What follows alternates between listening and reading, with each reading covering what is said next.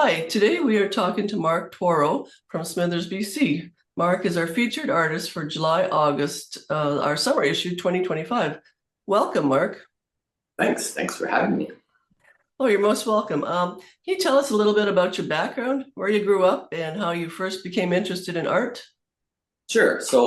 I grew up born and raised in Calgary and went to art school there at Alberta College of Art.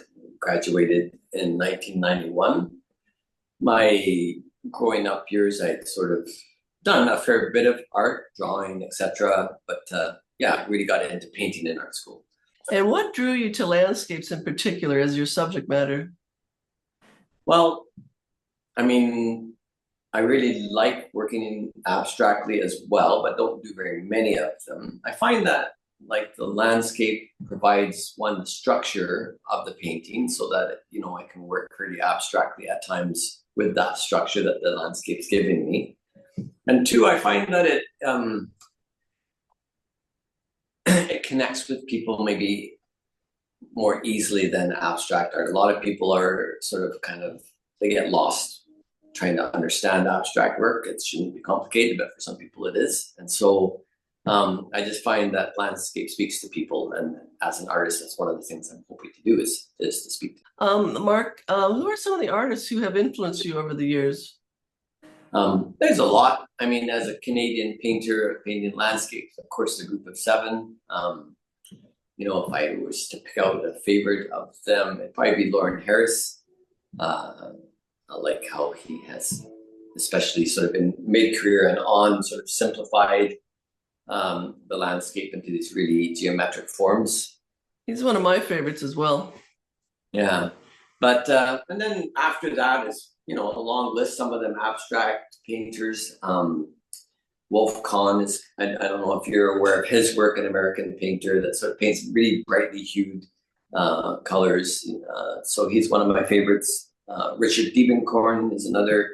He's a California painter. He painted abstracts, but also worked with landscapes as well, and very expressive, very good with color, I think. Yeah, those would be a couple that maybe people wouldn't know. Joan Mitchell as an abstract painter, I really like. Cecily Brown, she's very current right now, and I really like her painting. Yeah, there's lots. Yeah, there's no end to them, is there? No, yeah, really some very good painters out there. So what do you enjoy most about being a painter? Well, I like the freedom of coming into the studio on a schedule that's set by me. I am pretty, I stick to a schedule in a way. Fairly disciplined about coming into the studio and painting. I think if you're going to get anywhere as a painter, you have to be. But I do like the freedom of that. I like, that aspect I talked about briefly before of sort of reaching out to people with my paintings and, hoping to find a connection that way. I think that's really special about painting, like that you can kind of touch people, and a really good painting does that, I think. So could you walk us through a day in your artist's life? Like what time do you get into the studio? Usually about 10. I for many years managed a bookstore. I still do a bit of work for the bookstore, like on a contract basis. So I put an hour in the morning and then get to the studio around 10 and take a lunch break around 12:30.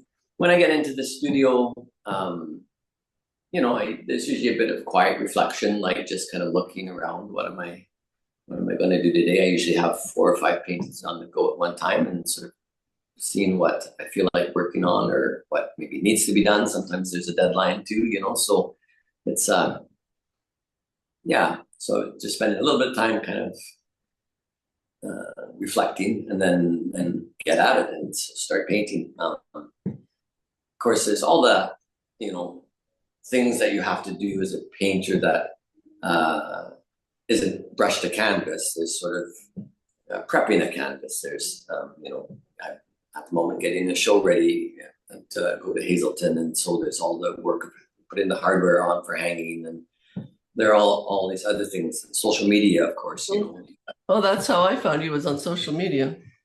Right. Yeah. So it's, you know, I don't love all parts of social media, but you as an artist, I mean, I think you kind of need to do it. Yeah, that's the and that takes up a lot of time if you want to be consistent with it. It does. Yeah. So, you know, that part falls into my day somewhere along the way as well. And I think I probably paint one evening a week as well, just for 2 or 3 hours, come back down to my house is not so far from the studio. So yeah, it's just, you know, getting lots of. So you have your studio separate from your home. I do. Yeah.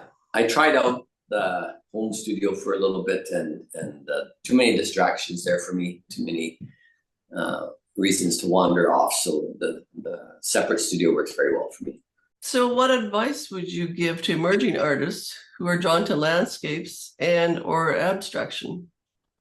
I would, you know, the number one thing I tend to say is brush the canvas. So, you know, it's great to sort of think about what you're going to do and sort of, you know, preparatory sketches and all that, but like actually just get at it and paint. And that seems to be, you know, people want to paint, but they don't get to it. And I think like getting to it somehow, finding a way to kind of, just stand in front of that easel and put some paint on and see where it goes.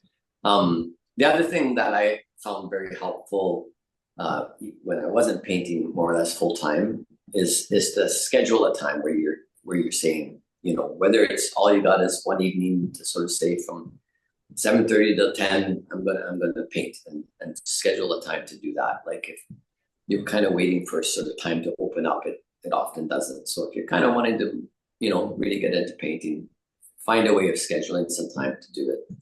So just do the work. Just do the work. Just do the work and get that color on the canvas. Yeah. In closing, is there anything else you'd like the readers of Island Arts magazine to know about you? Do you have any shows or exhibitions coming up this summer or what's going on?